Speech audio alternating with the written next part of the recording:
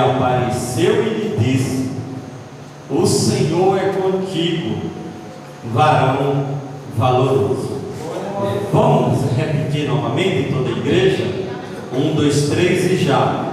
Então o anjo do Senhor apareceu e disse: o Senhor é contigo, varão valoroso. Podemos assentar, amém?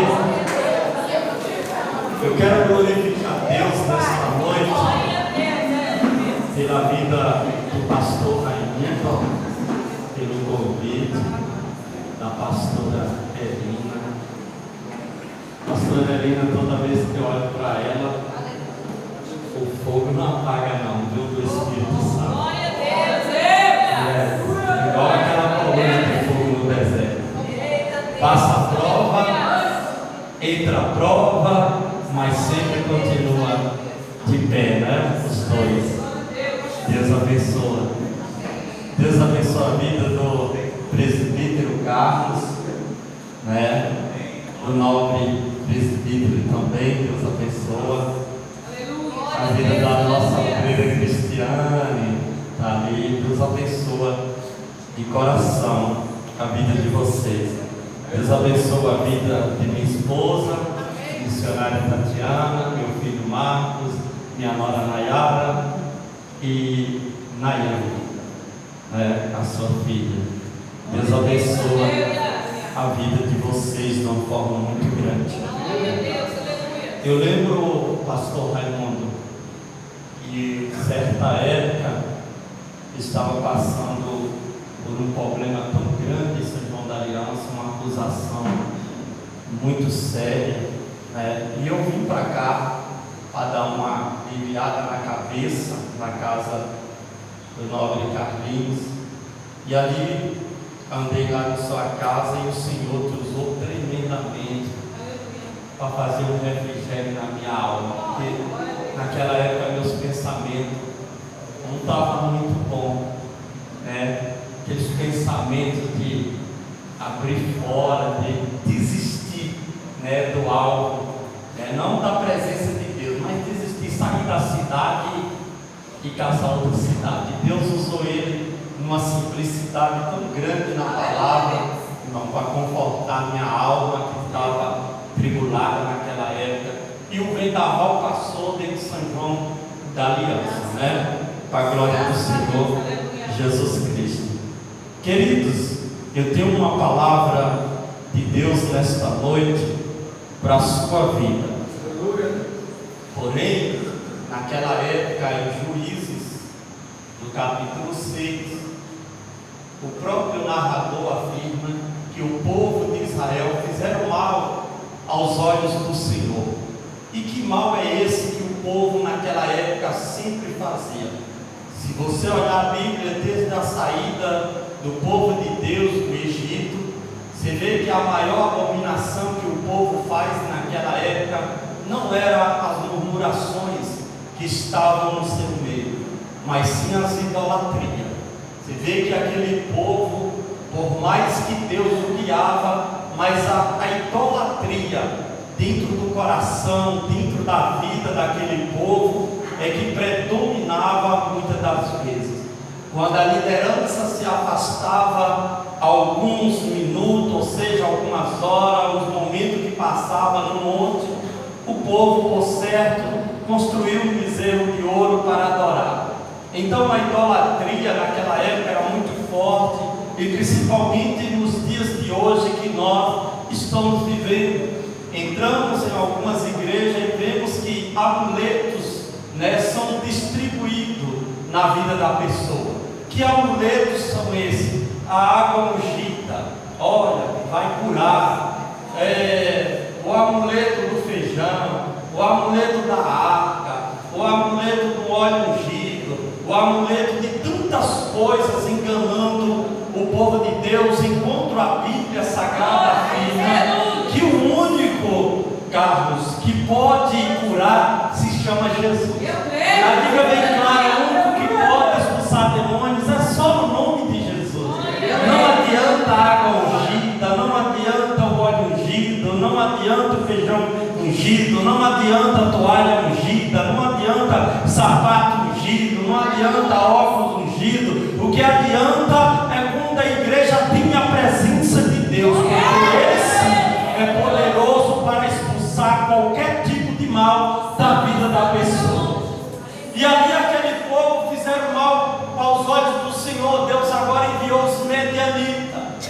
Quando os medianitas veio, tomou Israel a cativo naquela época, e também escravo, porque tudo que plantava na época da colheita, o povo medianita ia lá, tomava tudo, e aquilo que eles não poderiam carregar, lançava o seu gado, o seu jumento, os seus camelos naquela época, para alimentar, naquele momento. Então o povo viveu em uma escravidão muito alta naquela época. 7 anos, irmão, 7 anos na escravidão, 7 anos plantando, mas não poderia colher, 7 anos que ficava diante de um jugo pesado naquela época, um jugo a qual determinava simplesmente por causa da idolatria.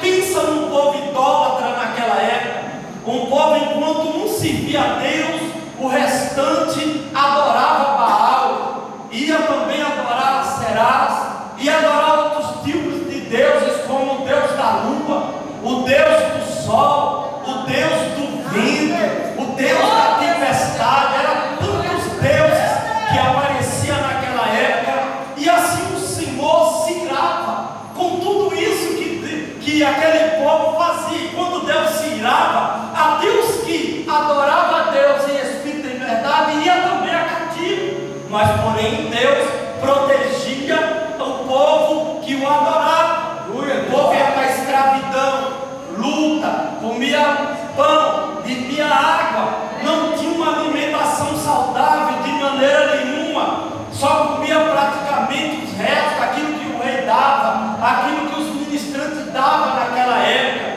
E a Bíblia diz que certo dia, lá em cima do monte, no lagar, estava um homem escondido, um homem que estava lá, que ninguém dava a ele nada, um homem que estava lá rejeitado, estava lá tentando viver a vida naquela época. A Bíblia Sagrada fala que Gideão, ele foi o 5º juiz que Deus levantou para julgar Israel, no meio de 14 juízes que comandou e o povo de Deus naquela época. O último juiz levantado por Deus foi o profeta Samuel. Após Samuel ser levantado no final do seu reinado de juiz, foi aonde o povo pediu um rei para que o povo fosse governado. O povo não queria mais ser governado por Deus, o povo não queria mais ser conduzido pelo próprio Deus. Sim, nós queríamos e nós queremos um rei no meio de nós. Por que as outras nações têm reis? Porque nós não poderemos ter um rei. Então, a partir daquele momento, entrou o reinado dos reis naquela época. Mas eu não vim falar dos reis, eu vim falar do 5º juiz que Deus levantou no meio do povo que estava na tribulação, no meio do povo que estava a cativo naquela época. Então Gideão estava lá em cima. O anjo do Senhor agora aparece a Gideão naquela época, após o fim da escravidão, e diz: varão valoroso. Aí ele olha para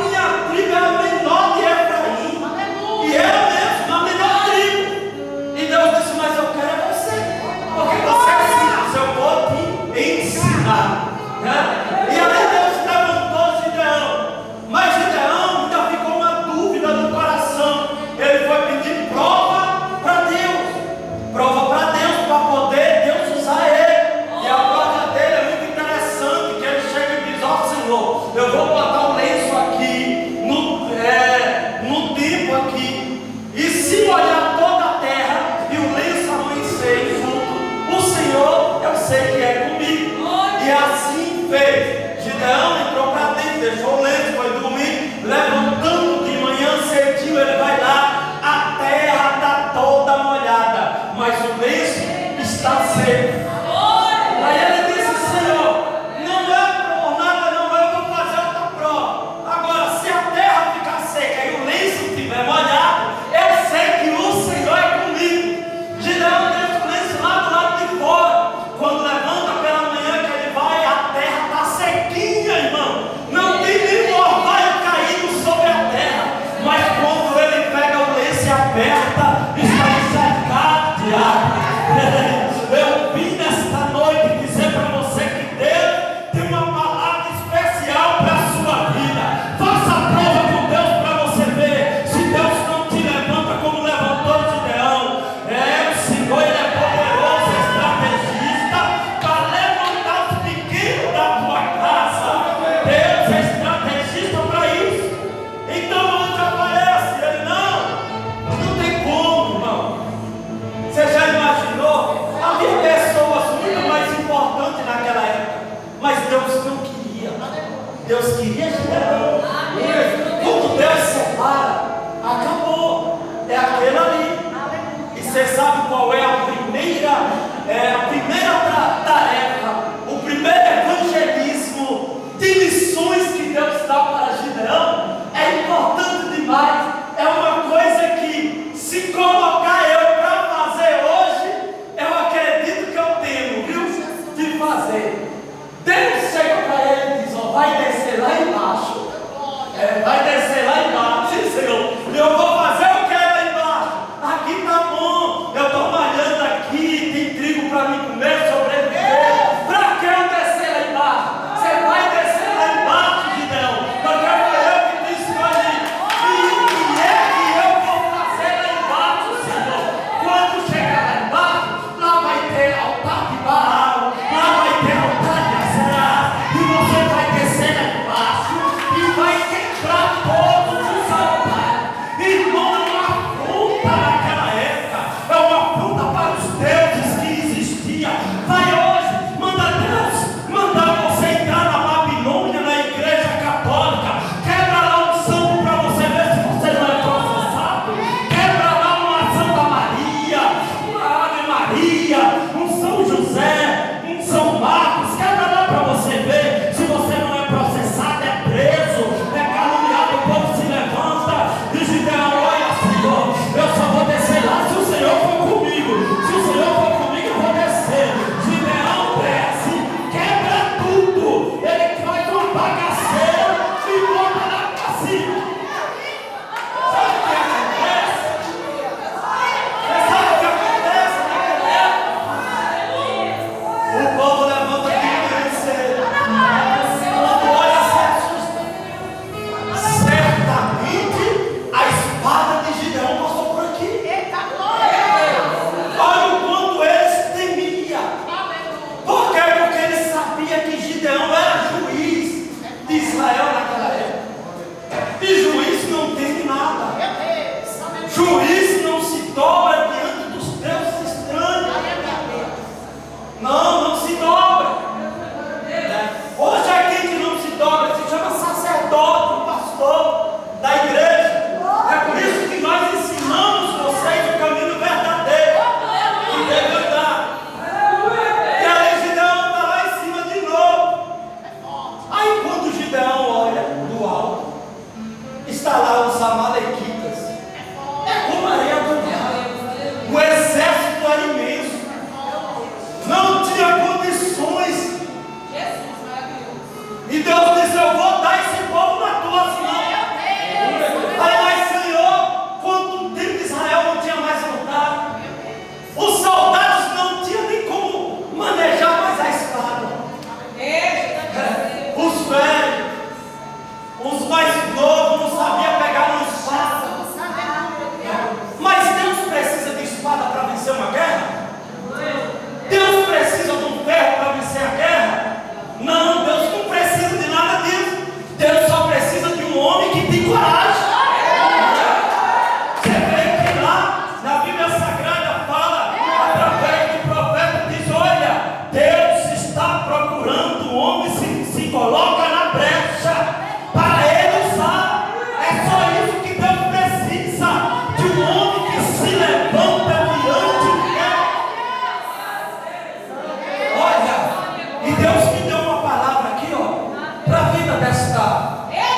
a nora do pastor, cadê sua esposa?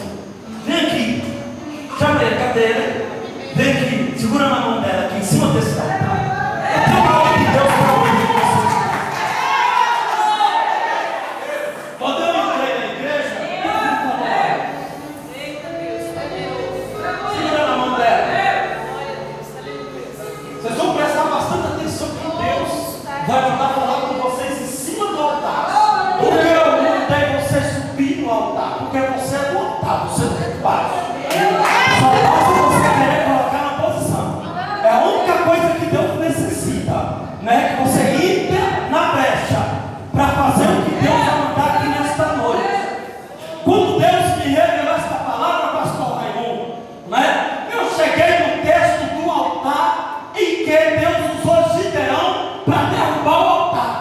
Aí quando eu entrei pelas portas desta obra, que eu vi ela dirigindo o culto, eu disse: Senhor, é ela? Disse: é ela o esposo. Fala para eles nesta noite que eu vou usar eles para derrubar o altar. Mas diga para ele que ele tem que entrar na posição. Na posição é o quê? Vai orar mais, vai jejuar mais e vai começar a fazer a obra do lado dela, como Deus quer, porque Deus te chamou como Gideão. Ah, mas eu não tenho dom para isso. Não, tem sim. O dom brota dentro do teu coração. Aquilo que Deus nos manda fazer, nós temos que fazer. Mas Deus precisa que você se coloque de pé, se coloque na posição, porque muitos altares o Senhor vai derrubar através de você. Vai entrar em casas que vai ter altares e Deus vai usar vocês para libertar, diz o Senhor dos exércitos.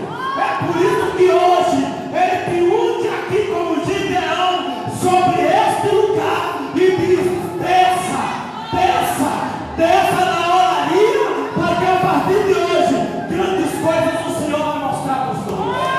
Toma posse do milagre, mas fique na brecha, coloca na posição, porque Deus vai pisar tremendamente nesse lugar. Gideão agora, naquele momento ele derrubou meu tesouro lá. Aí a primeira coisa que nós pensamos é o seguinte: a primeira coisa que nós pensamos é: vamos reunir o pessoal para a gente guerrear. A Bíblia fala que Gideão chamou 32 mil homens. 32 mil. Não foi a mão de Deus, não, viu? Foi ele. A Bíblia fala que Gideão escolhe 32 mil. Quando Gideão escolhe 32 mil, o Espírito de Deus, o anjo do Senhor, vai até ele e diz assim: sai do meio do povo e vai pregando. E fala que os covardes e medrosos vão. Quando Gideão sai do meio do povo, pastor Raimundo, dizendo: os covardes e medrosos voltam. Os covardes e medrosos voltam. Os covardes e medrosos voltam. Os covardes e medrosos voltam. Os covardes e medrosos voltam. Os covardes e medrosos voltam. Os covardes e medrosos voltam. Você sabe o que aconteceu? Alguém chegava lá e dizia assim: rapaz, eu tenho minha esposa, eu vou voltar para trás. Aí outro pastor falava assim: ixi, eu tenho meus filhos, ainda é pequenininho, eu vou voltar. Outro meu falava assim: eu tenho minha fazenda para tomar conta aí, eu vou voltar para trás. Voltou, você sabe quantos? 22 mil. 22 mil voltou para trás.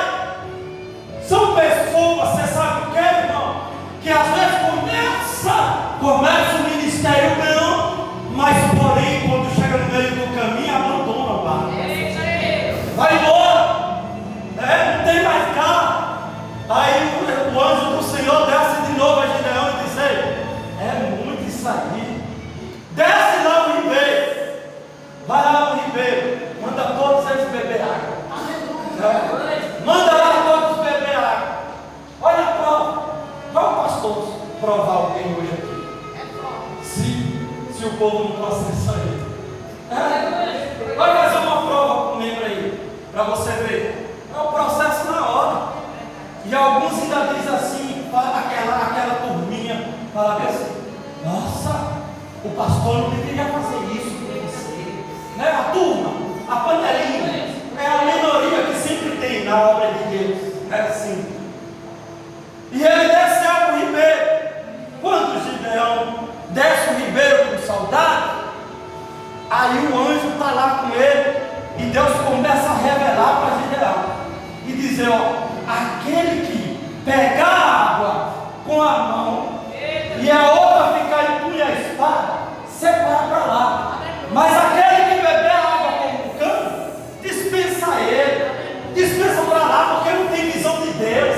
Quem bebe água de cabeça baixa não tem visão de Deus de maneira nenhuma. Mas o soldado, quando ele bebe água, é uma mão na espada e a outra bebendo água ativado. Porque se o inimigo chegar, ele tem tempo de desembanhar a espada e pelejar a favor do povo de Deus. Você sabe o que Deus está falando? A igreja precisa orar, a igreja precisa buscar, a igreja precisa jejuar, porque quando chegar o dia mau,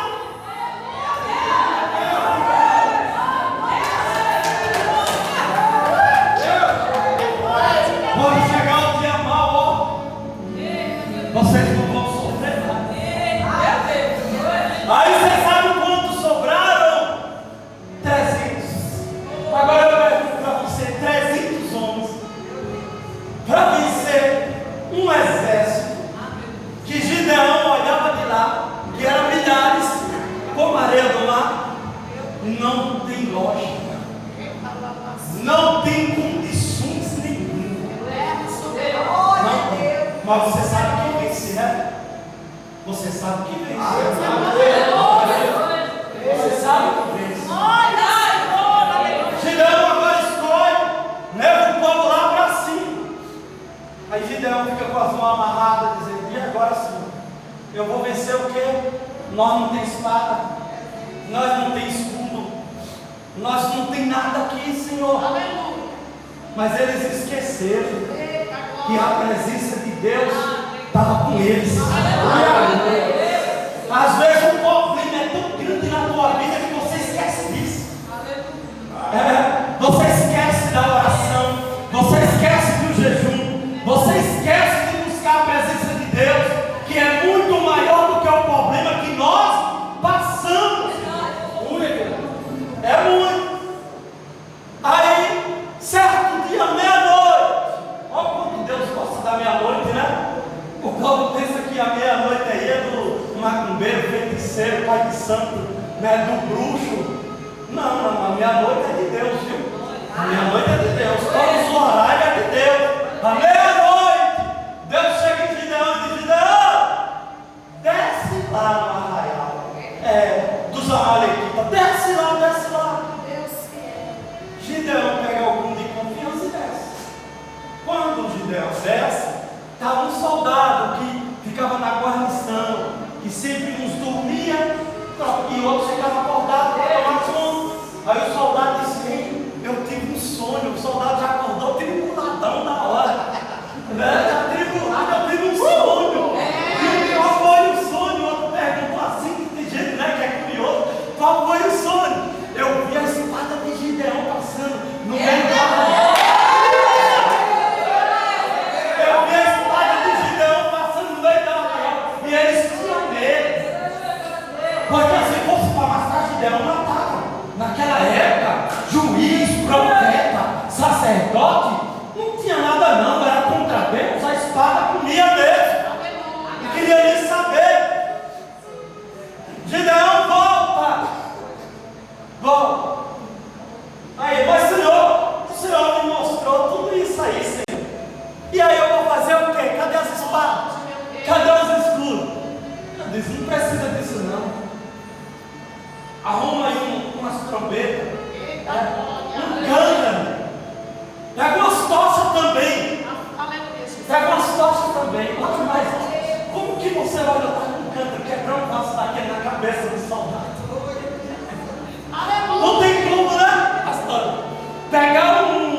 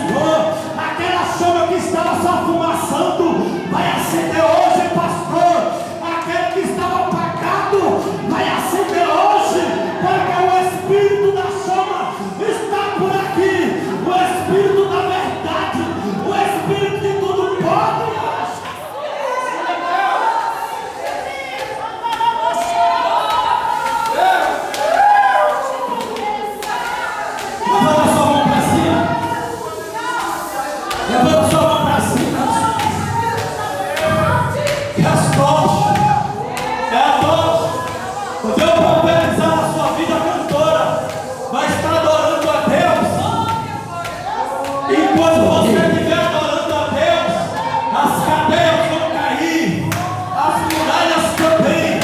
Vai ser tudo caindo por terra nesta noite. Aí o general olhou assim e disse: ei, toca a buzina.